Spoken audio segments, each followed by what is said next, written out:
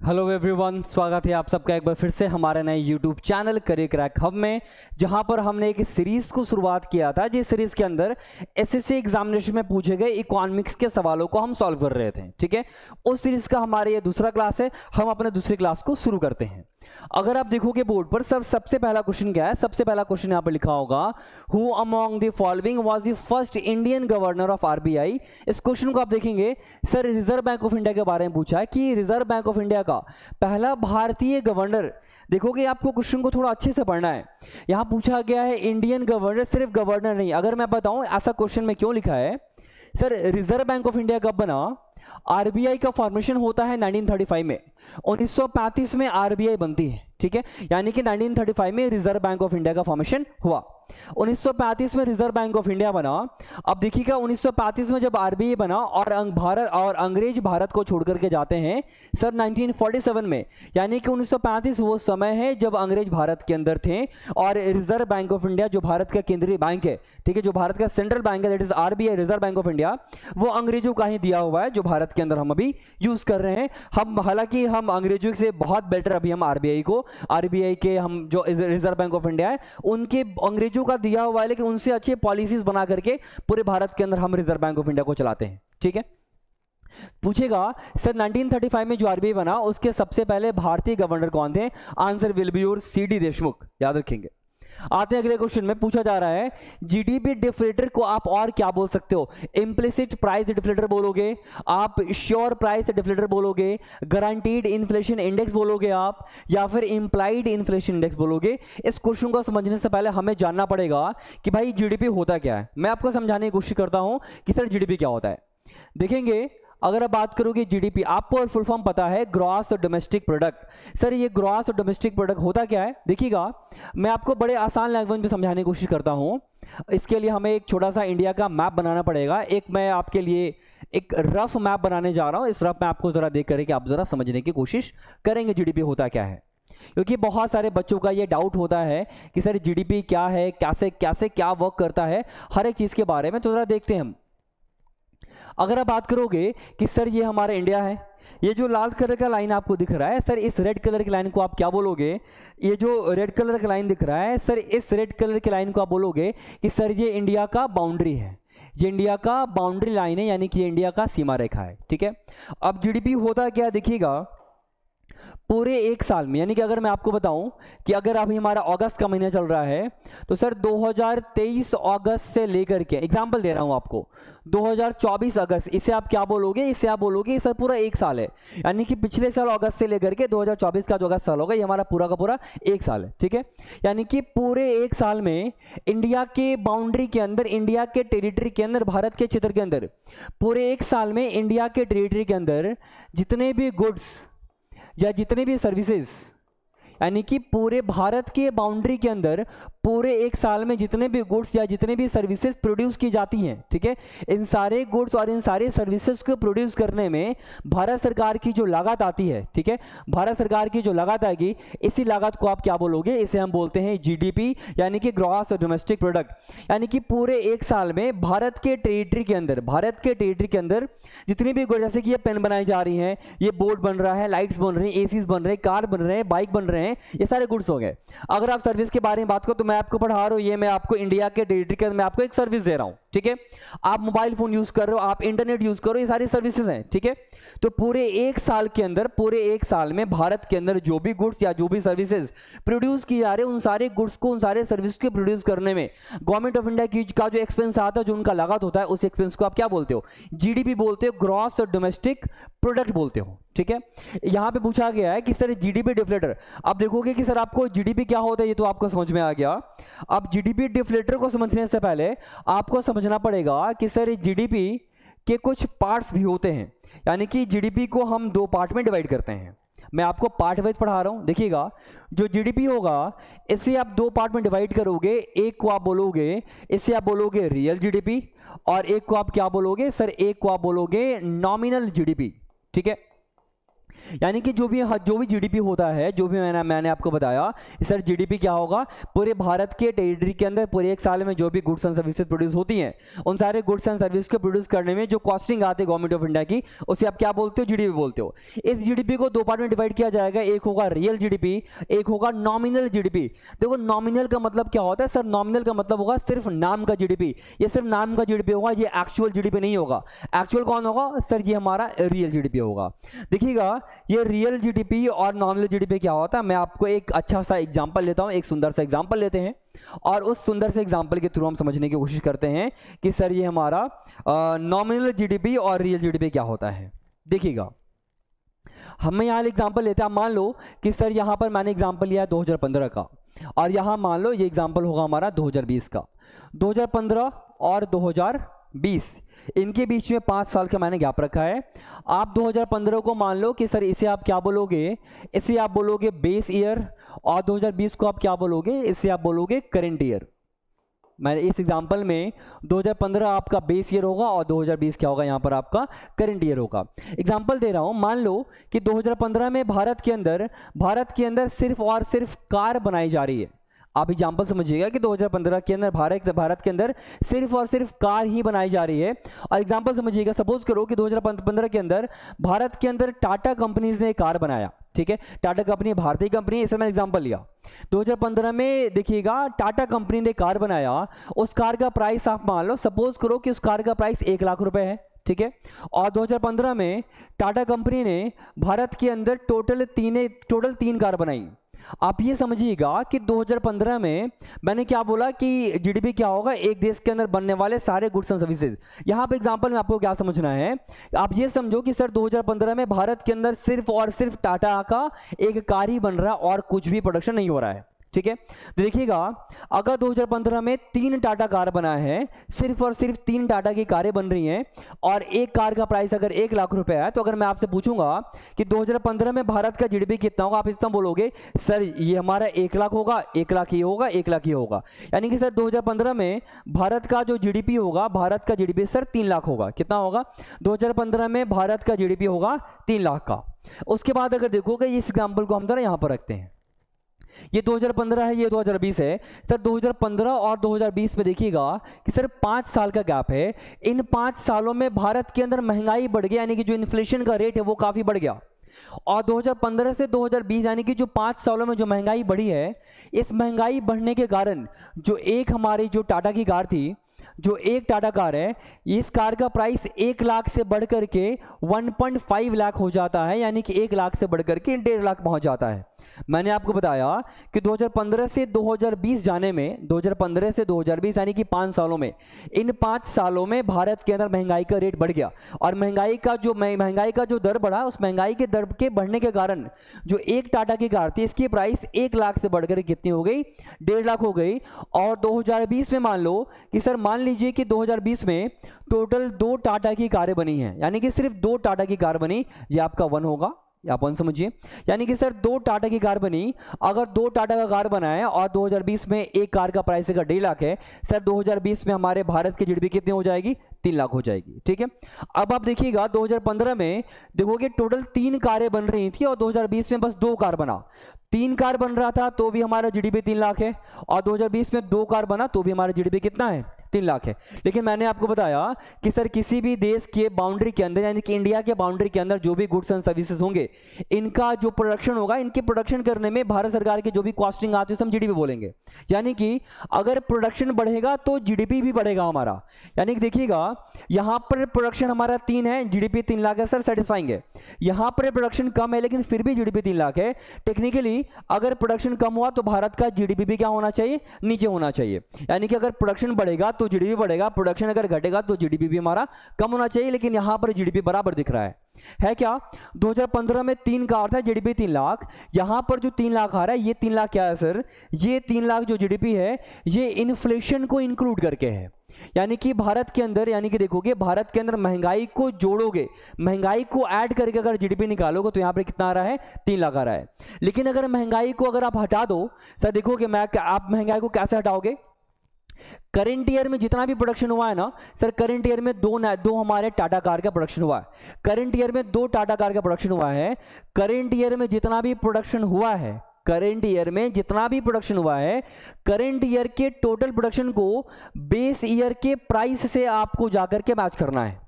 यानी कि current year में 2 टाटा का कार बना है और बेस ईयर में एक कार का प्राइस कितना था, 1 लाख। तो टेक्निकली करंट ईयर में 2 कार का प्राइस कितना होना चाहिए सर, 2 लाख होना चाहिए। ठीक है, यानी कि कार का प्राइस होना चाहिए 2 लाख। महंगाई बढ़ने के कारण दोनों कार का प्राइस कितना हो गया है, 3 लाख। यानी कि सर कार का प्राइस 2 लाख होगा, इसमें 1 लाख रुपए से महंगाई बढ़ गई है, 2 टाटा कार की प्राइस कितनी हो गई है, 3 लाख। यानी कि देखोगे अगर आप प्राइस में जब भी आप जीडीपी ऐड करते हो, अगर आप महंगाई को ऐड करोगे तो महंगाई को जोड़ करके ऐड करने पे जब जीडीपी निकालोगे, ये जो 3 लाख होगा इसे आप क्या बोलोगे, इसे आप बोलोगे कि ये सर हमारा नॉमिनल जीडीपी होगा। नॉमिनल यानी कि सिर्फ नाम का जीडीपी है सर, ये एक्चुअल नहीं है। एक्चुअल तो हमारा 2 लाख जीडीपी है। 2 कार बना है और एक कार का प्राइस हमारा 1 लाख, तो 2 कार बना है तो हमारा जीडीपी कायदे से होना चाहिए 2 lakh.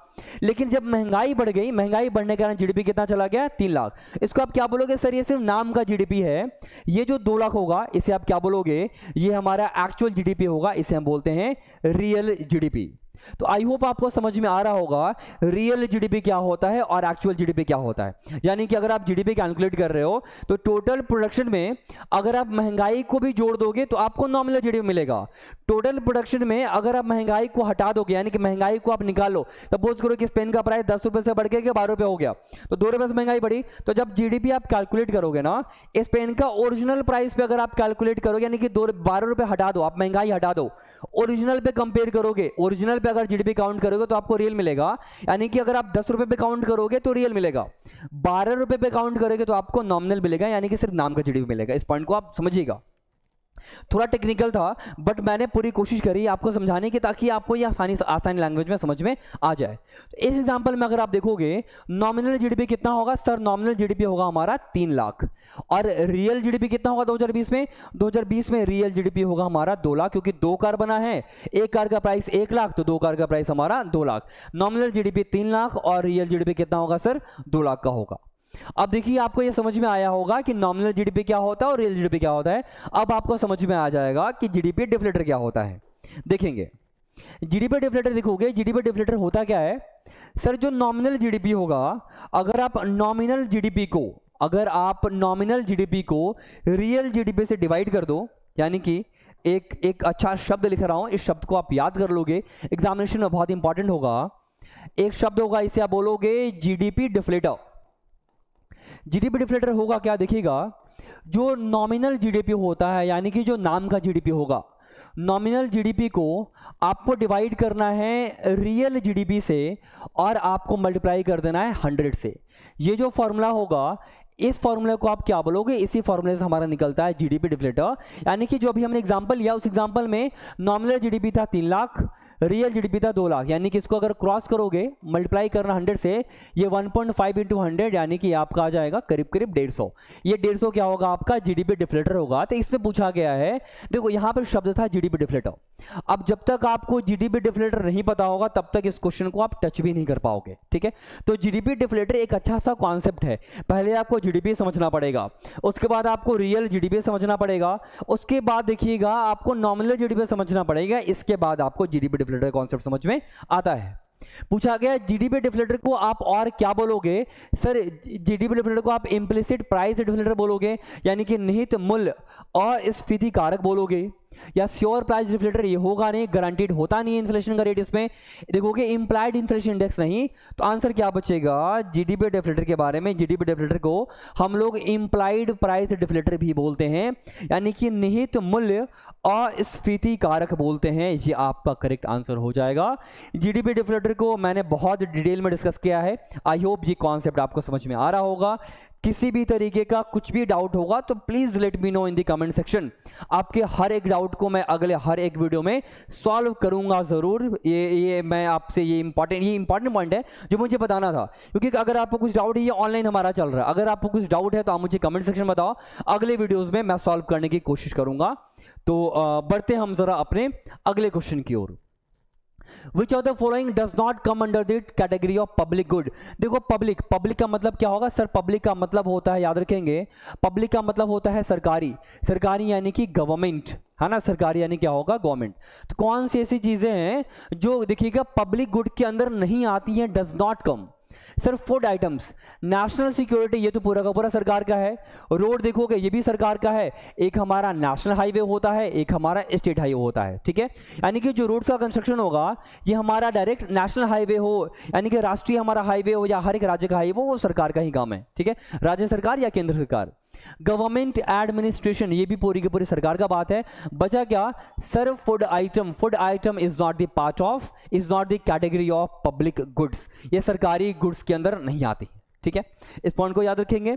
Coming to the next question, देखोगे in regional rural bank the share of government of India is, यानी कि कहा जा रहा है इसमें रीजनल रूरल बैंक यानी कि क्षेत्रीय ग्रामीण बैंक, ठीक है। क्षेत्रीय ग्रामीण बैंक यानी कहने का मतलब क्या? आरआरबी, रीजनल मतलब होता है क्षेत्रीय, रूरल का मतलब होता है ग्रामीण, and bank is the bank यानी कि क्षेत्रीय ग्रामीण बैंक। देखोगे बोला गया है कि सर क्षेत्रीय ग्रामीण बैंक में से हमारे जो भारत सरकार है कि जो सेंट्रल गवर्नमेंट है उसका कितना परसेंटेज होता है, कितना शेयर होता है, कितना हिस्सा होता है, ये पूछा गया। देखिए शेयर की बात करेगी, शेयर की बात करेंगे। अगर मैं आपको बताऊं कि सर आरआरबी होता क्या है, देखिएगा कुछ ऐसे बैंक्स होते, एक तो बैंक आपको आसपास में दिखेगा, state bank of India, Punjab national bank, HDFC, Kotak Mahindra, बहुत सारे बैंक आपको आसपास में दिखेंगे, ठीक है। लेकिन देखोगे विलेज के एरियाज में भी, गांव के एरियाज में भी बैंकों का रीच अच्छा होना चाहिए, गांव के एरियाज में भी बैंकों का रीच अच्छा होना चाहिए, इसलिए सरकार ने सोचा कि गांव-गांव में भी जाकर के कुछ-कुछ बैंक्स को खोला जाए, ठीक है। तो वो सारे बैंक्स जो गांव में खोले गए हैं, जो ग्रामीण क्षेत्रों में खोले गए हैं, उसे अब क्या बोला गया? उसे बोला गया है क्षेत्रीय ग्रामीण बैंक। अब देखिएगा, अगर मैं आपको आरआरबी के बारे में कुछ पॉइंट बताऊं, सर आरआरबी यानी कि रीजनल रूरल बैंक, देखिएगा ये बहुत इंपॉर्टेंट पॉइंट जो मैं आपको बता रहा हूं, याद रखोगे, शायद ही कहीं आपको ये पढ़ने के लिए मिलेगा, ये पॉइंट आप याद रखिएगा। आरआरबी देखोगे, अगर मैं आपको सबसे पहला पॉइंट बताऊं कि सर भारत के अंदर जितने भी बैंक्स हैं ना, भारत के अंदर जितने भी बैंक्स है, सारे बैंक्स को कंट्रोल कौन करेगा? सारे बैंक्स को कंट्रोल करने वाला बैठा हमारा आरबीआई, यानी कि आरबीआई हैज बिकेम दी, और RBI is the solo regulator of all the banks in India. Bharat के अंदर हर एक बैंक को कंट्रोल करने वाला कौन है? Sir Reserve Bank of India ही बैठा है। लेकिन आरआरबी जो क्षेत्रीय ग्रामीण बैंक है, यानी कि जो आरआरबी होगा, ये जो बैंक्स होते हैं, ये ऐसे बैंक्स होते हैं जो आरबीआई के अंडर नहीं आते हैं। आरआरबी को सर मिनिस्ट्री ऑफ फाइनेंस यानी कि वित्त मंत्रालय के द्वारा कंट्रोल किया जाता है, वित्त मंत्रालय के द्वारा चलाया जाता है। इंपॉर्टेंट होगा, एग्जाम में कभी देगा। RRB is control by, RRB regional rural bank is control by reserve Bank of India, ministry of finance, और भी 2-3 ऑप्शन होंगे, आप कंफ्यूज मत होना। आरआरबी वो बैंक्स हैं जो रिजर्व बैंक ऑफ इंडिया के अंदर नहीं आते हैं। आरआरबी सारे के सारे आरआरबी मिनिस्ट्री ऑफ फाइनेंस के अंदर रूल किए जाते हैं, रेगुलेट किए जाते हैं। ये पहला फैक्ट था जो आपको याद रखना है। दूसरा फैक्ट जो क्वेश्चन में पूछा गया है कि सर आरआरबी के बारे में, आरआरबी में गवर्नमेंट ऑफ इंडिया का कितना हिस्सा होता है। सबसे पहले मैं आपको बताऊं, सबसे पहले क्वेश्चन का आंसर करते हैं। यहां पर मैं लिखूंगा contribution of government in RRB, यानी कि आरआरबी के अंदर भारत सरकार का या फिर सरकार का कितना कंट्रीब्यूशन होगा। देखिएगा कंट्रीब्यूशन कहने का मतलब क्या होगा। सपोज करो कि स्टेट बैंक ऑफ इंडिया है, सपोज कीजिएगा कि सर वी हैव एसबीआई, और एसबीआई ने बोला कि सर बिहार राज्य के अंदर एक गांव है, सपोज करो बिहार के अंदर कोई भी एक विलेज है, एसबीआई ने बोला कि इस बिहार राज्य के अंदर एक गांव है, इस गांव में एक भी ग्रामीण बैंक नहीं है। एसबीआई ने सोचा कि चलिए भाई इस गांव के अंदर जाकर के ग्रामीण बैंक खोलते हैं। तो क्या ये स्टेट बैंक ऑफ इंडिया अकेला बिहार के उस गांव में बैंक खोल सकता है? नहीं खोल सकता है। अगर सेंट्रल गवर्नमेंट ने सोचा, यानी कि अगर केंद्रीय गवर्नमेंट ने सोचा कि चलिए भाई बिहार के इस गांव के अंदर मैं बैंक खोल दूं, सर सेंट्रल गवर्नमेंट भी नहीं खोल सकता है, ठीक है। अगर बिहार के जो राज्य हैं, बिहार के राज्य की जो सरकार है, जो हमारे नीतीश कुमार जो सीएम है, बिहार के जो सीएम है, वो अगर सोचते हैं कि भाई इस गांव के अंदर एक ग्रामीण बैंक खोल दिया जाए, तो सर बिहार राज्य की सरकार भी अकेले काम को नहीं कर पाएंगे। यानी कि अगर एक गांव में आरआरबी खोलना है तो सेंट्रल गवर्नमेंट अकेले नहीं खोल सकती है, कोई एक पार्टिकुलर बैंक भी अकेले नहीं खोल सकती है, ठीक है, या फिर उस राज्य की सरकार भी अकेले उस बैंक को नहीं खोल सकती है। यानी कि अगर एक आरआरबी ओपन करना है सर, उसके लिए कुछ हमारा कंडीशन होगा। सर क्या है वो conditions to open an RRB, देखते हैं। मैं आपको बताता हूं, यहां पे मैं लिख रहा हूं condition to open an RRB. एक आरआरबी को ओपन करने के लिए, एक ग्रामीण बैंक ओपन के लिए क्या क्या कंडीशन होगा? सबसे पहला सर, सेंट्रल गवर्नमेंट इसका पार्ट होगा जरूर। कहीं भी अगर ग्रामीण बैंक खोलेगा तो सेंट्रल गवर्नमेंट पार्ट होगा। जिस राज्य के अंदर ग्रामीण बैंक खुल रहा है सर, उस राज्य की सरकार भी पार्ट होगी। और जो बैंक, यानी कि सब मैंने आपको बताया ना कि स्टेट बैंक ऑफ इंडिया को खोलना है, सपोज करो कि पंजाब नेशनल बैंक ने बोला कि मुझे उत्तर प्रदेश के किसी एक गांव में खोलना है, ठीक है, तो जो बैंक आरआरबी खोलने जा रही है उसे आप क्या बोलोगे? उसे आप बोलते हो स्पॉन्सर्ड बैंक, ठीक है। तो जो बैंक आरआरबी खोलने की कोशिश करेगी उस बैंक को आप क्या बोलोगे? स्पॉन्सर्ड बैंक, ठीक है। अब अगर बात करोगे शेयर्स के बारे में, तो सेंट्रल बैंक का शेयर होता है, सेंट्रल गवर्नमेंट का शेयर होता है 50%, यानी कि जो केंद्र सरकार होगी, जो गवर्नमेंट ऑफ इंडिया होगी, उसका 50% का शेयर होगा। जो राज्य की सरकार होती है उसका 15% का शेयर होगा, और जो स्पॉन्सर्ड बैंक होती है इसका 35% का शेयर होता है। तब जाकर के एक 100% आपका एक आरआरबी खुलेगा, एक ग्रामीण बैंक खुलेगी। तो इसके अकॉर्डिंग देखिएगा आंसर क्या होगा सर? आंसर होगा हमारा बी 50%, यानी कि जो ऑप्शन नंबर 2 है ये होगा हमारा 50%, कि अगर एक आरआरबी खोलना है तो गवर्नमेंट ऑफ इंडिया का 50% का हिस्सा होना जरूरी है। अब एग्जाम में आपसे पूछेगा कि भारत के अंदर सबसे पहला आरआरबी खोला कब गया? याद रखोगे, first RRB in India was opened on 2 अक्टूबर 1975, यानी कि गांधी जयंती के 1975 में जिस दिन गांधी जयंती मनी है, यानी कि 2 अक्टूबर को, उस दिन हमारे भारत के अंदर सबसे पहला आरआरबी खोला। जो सबसे पहला आरआरबी खुला, उस आरआरबी का नाम क्या था? उस आरआरबी का नाम था प्रथम आरआरबी, यानी कि प्रथम बैंक का नाम से रखा है, प्रथम नाम ही उस बैंक का नाम था प्रथम। कहां खोला गया सर? ये उत्तर प्रदेश में खोला गया। उत्तर प्रदेश में किस जगह पे? याद रखिएगा, एक जगह पड़ता है मुरादाबाद। उत्तर प्रदेश में एक जगह पड़ेगा मुरादाबाद। तो उत्तर प्रदेश के मुरादाबाद नाम के जगह पर भारत का सबसे पहला आरआरबी, जो कि 2 अक्टूबर 1975 में, जिस आरआरबी का नाम था प्रथम बैंक, उस आरआरबी का नाम था जो खोला गया। तो आरआरबी के बारे में ये आपको सारा पॉइंट याद रखना है, ये बहुत इंपॉर्टेंट है भाई, ठीक है। मैं अपने तरीके से पूरी कोशिश कर रहा हूं कि हर एक क्वेश्चन का जो इंपॉर्टेंट है, जो जितना चीज मैं आपको बताना, जितना चीज मैं आपको बता सकूंगा और जो आपके लिए इंपॉर्टेंट है, हम अपनी नॉलेज को जरा लिमिट रखेंगे। जितना आपके लिए इंपॉर्टेंट है बस उतना मैं आपको समझा रहा हूं और अच्छे तरीके से समझाने की कोशिश कर रहा हूं, ठीक है। आप भी प्लीज जरा वीडियो को, अगर आपको समझ में आ रहा होगा, अगर आपको पसंद आ रहा होगा, तो please do like it everyone. आप इसे अपने दोस्तों से शेयर भी करोगे तो ये चीज प्रोसेस आप जानते भी हो क्या करना है। Just show me your respect here by sharing and liking the video everyone.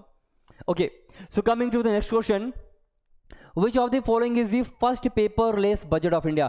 Sir paperless budget कब? सर ऑब्वियसली बात है, जब कोविड का सिचुएशन इंडिया में था तब भारत के अंदर पहला पेपरलेस बजट लॉन्च किया गया था।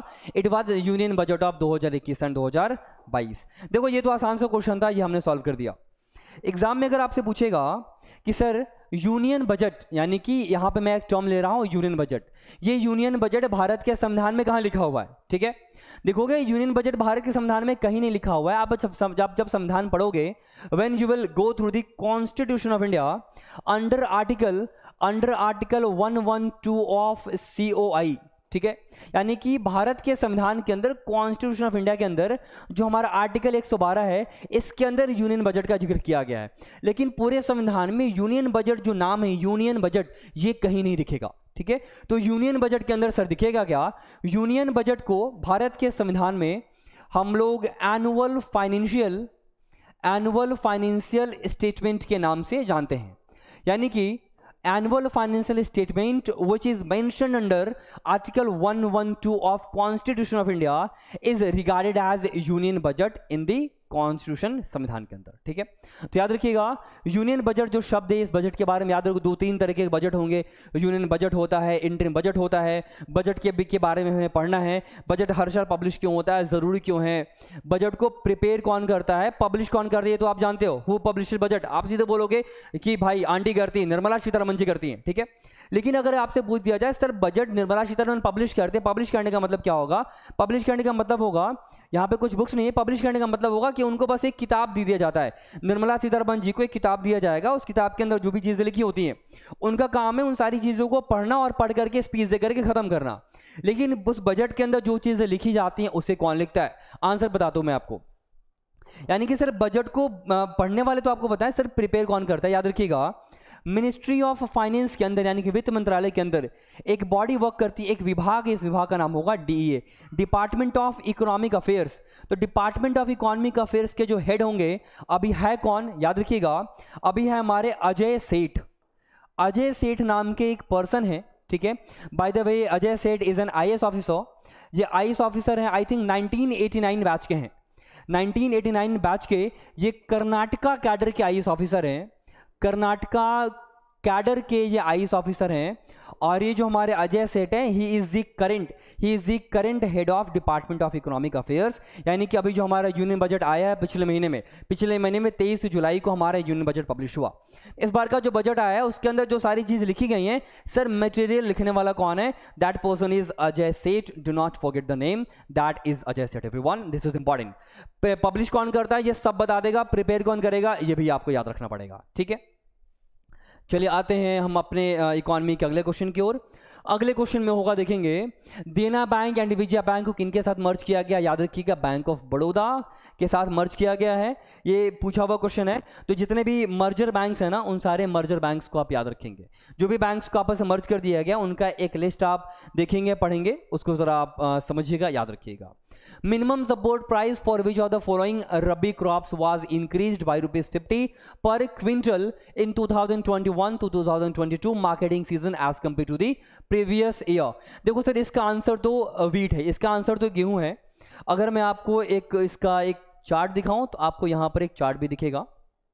देखिए चार्ट में होगा कि सर रबी क्रॉप के लिए जो भी प्राइस इंक्रीज किया गया है, रबी फसलों के लिए जो भी प्राइस इंक्रीज किया गया है, इस पॉइंट को देखिएगा।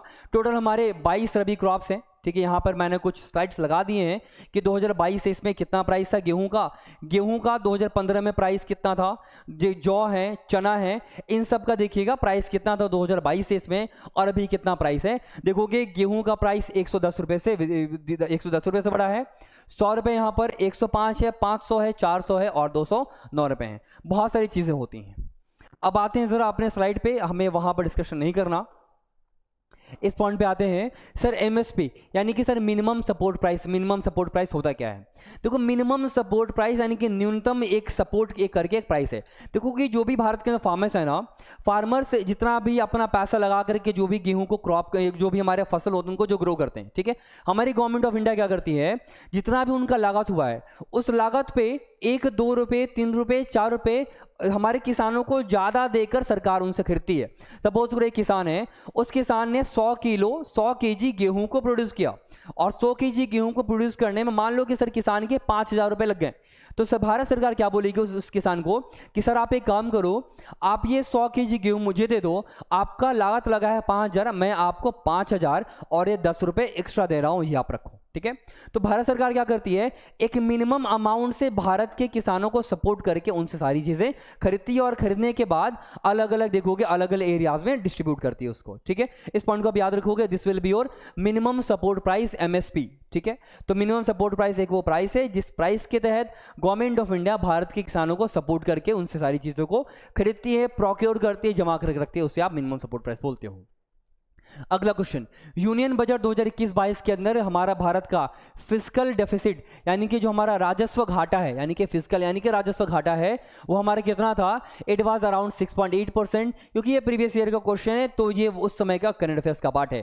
आप देखोगे अभी आपका सीजीएल का एग्जामिनेशन आ रहा है और पिछले महीने में हमारा यूनियन बजट आ चुका है, तो बजट के अंदर जितने भी फैक्ट्स हैं उन सारे फैक्ट्स को पढ़ लीजिएगा।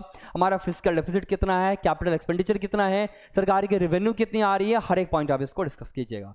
इन्फ्लेशन रेट कितना है, जीडीपी कितना था, कितना है, कितना होने वाला है, हम कितना टारगेट कर रहे हैं, कितना एक्सपेक्ट कर रहे हैं, ये सारा पॉइंट आपके पास होना चाहिए क्योंकि करंट अफेयर से एक क्वेश्चन पूछा हुआ है सीजीएल में।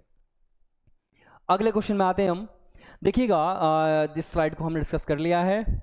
अगले पॉइंट में, repo rate given by MPC monetary policy committee of the RBI on 7 April 2021। Sir repo rate कितना है, रेपो रेट यानी कि देखिएगा रेपो रेट, रेपो का हमारा दर कितना है।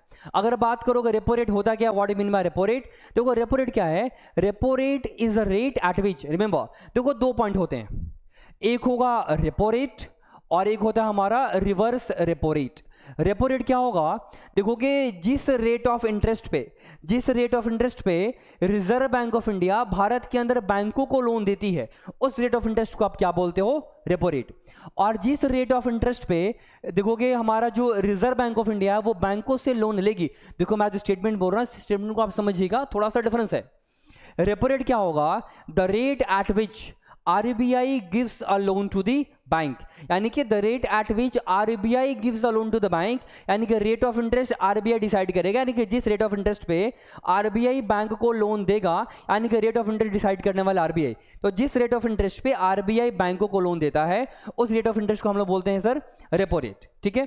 उसके बाद अगर बात करो रिवर्स रेपो रेट क्या है, इसका डेफिनेशन होगा कि जिस रेट ऑफ इंटरेस्ट पे रिजर्व बैंक ऑफ इंडिया बैंकों से लोन लेगा, यानी कि RBI बोलेगा भाई मुझे इस रेट ऑफ इंटरेस्ट पे तुमसे पैसे चाहिए, यानी कि दोनों केस में रेट ऑफ इंटरेस्ट कौन डिसाइड करेगा, देखिएगा RBI will decide the rate of interest, ठीक है। तो with the what is the repo rate, यानी कि 2021 में हमारा रेपो रेट कितना था, अगर मैं आपको बताऊं सर 2021 में रेपो रेट था 4% का, अभी कितना है, अभी हमारा जो रेपो रेट है सर वो 6.35, या देखोगे इसको आप अप्रॉक्स 6.50% बोल सकते हो, अभी हमारा 6.5% पे है। यानी कि आज की तारीख में अगर बैंकों को रिजर्व बैंक ऑफ इंडिया से लोन चाहिए, अगर कोई बैंक सपोज करो पंजाब नेशनल बैंक है, आप HDFC बैंक देख लो, अगर Punjab national bank reserve Bank of India के पास लोन लेने जा रही है तो reserve Bank of India Punjab national bank को 6.5% के रेट ऑफ इंटरेस्ट पे लोन देगी। तो जिस रेट ऑफ इंटरेस्ट पे RBI लोन देगा रेपो रेट, जिस रेट ऑफ इंटरेस्ट पे RBI बैंकों से पैसा लेता है उसे रिवर्स रेपो रेट बोलते हैं। These are the tools of RBI, ये RBI का टूल है, हम पढ़ते हैं ये ये मॉनेटरी पॉलिसी जो कमेटी है, इस कमेटी का रेगुलेट करने वाले भी कौन है, रिजर्व बैंक ऑफ इंडिया ही होता है, ठीक है। तो बढ़ते हैं अगले क्वेश्चन की ओर, बाकी डिटेल में डिस्कस करेंगे, रेपो रेट का इंप्लीकेशन क्या है उसको डिटेल में पढ़ते हैं, कभी कभी क्या है। अगले पॉइंट में आते हैं, किस साल में इंडिया का जो पब्लिक डेट है वो GDP रेशियो तक पहुंच गया था, यानी कि 84% पे। याद रखोगे बहुत लोग आप लोग आंसर करोगे इसका 1991, क्योंकि आपको पता है 1991 वाज द ईयर कि जब भारत के अंदर भारत की इकोनॉमी बहुत डाउन जा रही थी, ठीक है। और 1991 में ही LPG का भी कॉन्सेप्ट लागू हुआ था, लिबरलाइजेशन, प्राइवेटाइजेशन और ग्लोबलाइजेशन। बट ये आंसर नहीं होगा, do not gate confused everyone. पूछा गया है कि इंडिया का जो पब्लिक डेट है वो GDP रेशियो तक पहुंच गया था किस साल में, इट वाज द ईयर 2003। 2003 में इंडिया का जो पब्लिक डेट है वो GDP के रेशियो तक पहुंचा था, करीब करीब 84%, 84.2% को भी टच कर गया था। So answer will B 2003। 1991 was also important in the history of economy of India. आते हैं, which bank is called the lender of the last resort, the lender of the last resort, यानी कि किस bank को the lender of the last resort कहा जाता है, sir ये सेंट्रल बैंक ही तो होगा, ठीक है। हर एक देश का जो केंद्रीय बैंक होता है उससे आप लेंडर ऑफ लास्ट रिजॉर्ट बोलते हो, specially in the case of India. Bharat के अंदर बात करोगे तो रिजर्व बैंक ऑफ इंडिया को lender of the last resort बोलते हैं। रिजर्व बैंक ऑफ इंडिया को हम लोग गवर्नमेंट्स बैंक भी बोलते हैं, बैंकर्स बैंक भी बैंकों का बैंक, भारत सरकार का बैंक, और देखिएगा lenders of the last resort भी बोला जाता है। Answer will be your central bank. Coming to the next question, who is author of the book poverty and un British rule in India, answer will be your Dadabhai Naoroji. याद रखोगे हमारे modern history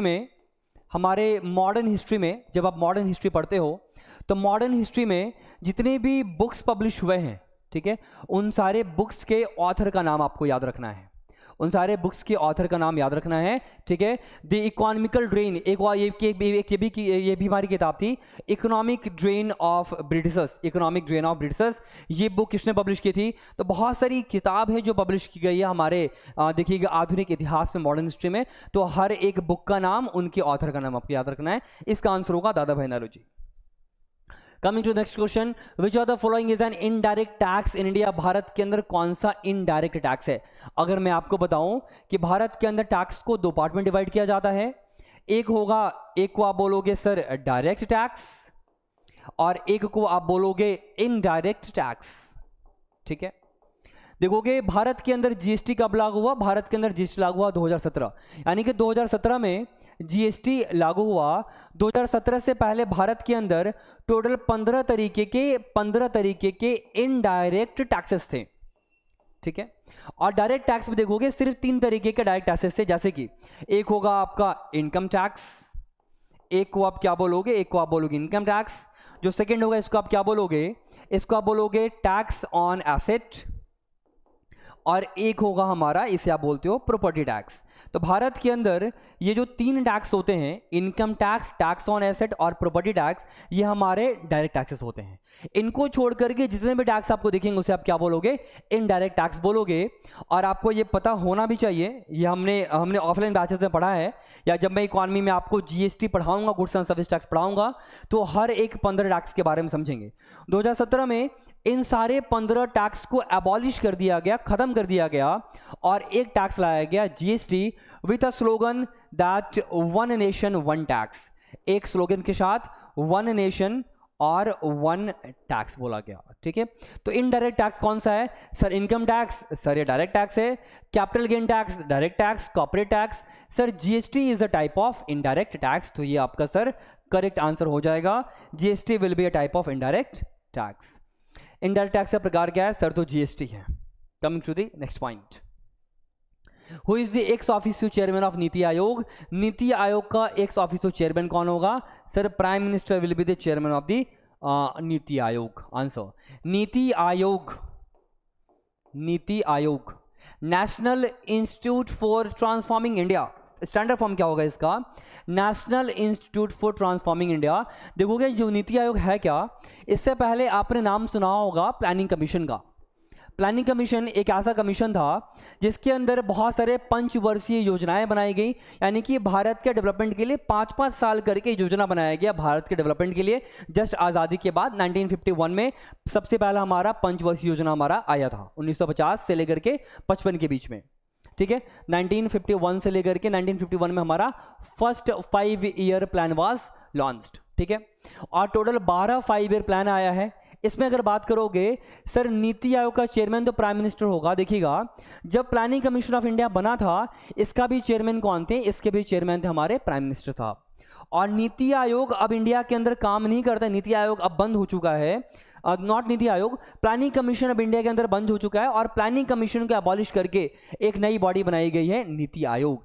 यानी कि जो काम पहले planning commission का था वो काम अब कौन करने वाला है, वो नीति आयोग करने वाला है। तो पहले अगर इसके हेड पीएम थे, अभी भी हेड कौन होंगे, पीएम होंगे। देखिएगा प्लानिंग कमीशन के अंदर टोटल 12 पंचवर्षीय योजनाएं थी, 12 5 ईयर प्लान था। हर एक प्लान को आप जरा पढ़ लीजिएगा, समझ लीजिएगा, ठीक है। By the way NITI Aayog को हम लोग 1 जनवरी 2015 से लागू किया गया था। 1 जनवरी 2015 से NITI Aayog was implemented in India, इसको फोर्स में लाया गया था। कुछ पॉइंट को यहां भी याद रखेंगे। Coming to the next question, what was the period of rolling plan in India. मैंने बोला ना बहुत सारा प्लान था, बहुत सारे पंचवर्षीय योजनाएं आई थी, इसमें एक रोलिंग प्लान था। रोलिंग प्लान पंचवर्षीय योजना से थोड़ा अलग होता है। जब पंचवर्षीय योजना हमारा काम नहीं किया, उसके बाद रोलिंग प्लान आया था। इट वाज ईयर 1978 टू 1980, 1978 से लेकर 1980 के बीच में। अगले क्वेश्चन में आते हैं। अगले क्वेश्चन में क्या होगा, name the committee constituted for village and small scale industries इन 1955, ठीक है। किस कमिटी ने विलेज के लिए और स्मॉल स्केल इंडस्ट्री के लिए एक देखिएगा एक समिति बनाई गई थी, यानी कि कमिटी बनाई गई थी। सर कौन सा वो हमारा आंसर होगा, नशीबम कमिटी नहीं होगा, बेसल कमेटी नहीं होगा, रंगराजन कमेटी नहीं होगा, सर सर्वे कमेटी। सर्वे कमेटी एक कमेटी थी जिन्होंने विलेज और स्मॉल स्केल इंडस्ट्रीज के लिए अच्छा खासा काम किया था। Rangarajan committee works for the welfare of the poor. Basel, देखो बेसल कमेटी के बारे में बात करो कि ये बहुत इंपॉर्टेंट है, इससे हम लोग बेसल नॉर्म्स के बारे में जानते हैं। यानी कि बेसल नॉर्म्स किसी भी देश के इकोनॉमी को इंप्रूव के लिए लाई गई थी। और नशीबम कमेटी भारत के अंदर बैंकिंग सिस्टम के अंदर रिफॉर्म लाने के लिए, बैंकिंग सिस्टम के अंदर रिफॉर्म यानी कि बदलाव लाने के लाई गई थी। तो surveyor committee will be the correct answer for this question. Coming to the next question everyone. अच्छा क्वेश्चन था, हर एक क्वेश्चन को थोड़ा लेवल अच्छा गया है, ऐसा नहीं कि लेवल बहुत डाउन था। क्वेश्चन का लेवल भी अच्छा है, लेकिन अच्छे से हम आसानी से सॉल्व कर पा रहे हैं। Which of the following is a foreign bank operating in India as on 31st of May 2021? Answer will be your BNP Paribas। Sir यहाँ पे देखो कि foreign bank, axis bank India का है, ICICI इंडिया का है, HDFC इंडिया का है। तो फॉरेन बैंक कौन सा, ये आपने नाम सुना नहीं होगा, Paribas, BNP Paribas. It is in the Paris, ठीक है। और पेरिस कहाँ पर है sir, Paris is in Europe. और पूरे यूरोप का BNP पैरिबास पूरे यूरोप का it is the second largest bank of Europe, पूरे यूरोप का दूसरा सबसे बड़ा बैंक है। ठीक है, तो ये थोड़ा सा वर्ल्ड इकोनॉमी का एक पार्ट, थोड़ा सा छोटा सा एक पार्ट पूछ दिया है। अगले क्वेश्चन में, Which of the following organization of the government of India have been reporting GDP as factor cost and market price? Answer will be your NSSO, National Sample Survey Organization। हमारे पूरे भारत के अंदर देखोगे GDP at factor cost and market, GDP at factor cost and GDP at market price को का data को निकालती है। जीडीपी एट फैक्टर कॉस्ट क्या होता है, अभी मैंने आपको जीडीपी पढ़ा है, जीडीपी क्या होगा, रियल जीडीपी क्या होता है, नॉमिनल जीडीपी क्या होता है, जीडीपी डिफ्लेटर क्या होता है, उसी में आगे बढ़ोगे तो जीडीपी एट फैक्टर कॉस्ट होता है, मार्केट प्राइस होता है, ग्रॉस नेशनल प्रोडक्ट होता है, जीएनपी होता है, एनएनपी होता है, बहुत सारी चीजें होती हैं। तो इकोनॉमी के क्लासेस में हम डिस्कस करेंगे सारी चीजों को अच्छे से।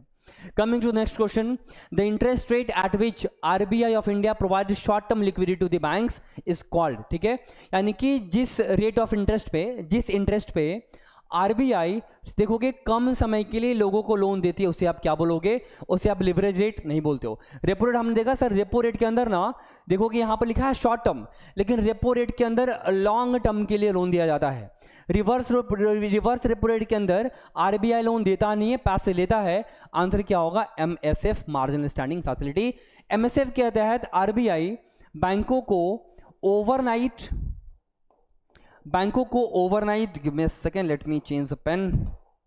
बैंकों को ओवरनाइट देखोगे 14 दिन, 30 दिन, 98 डेज और 124 डेज के लिए लोन देती है।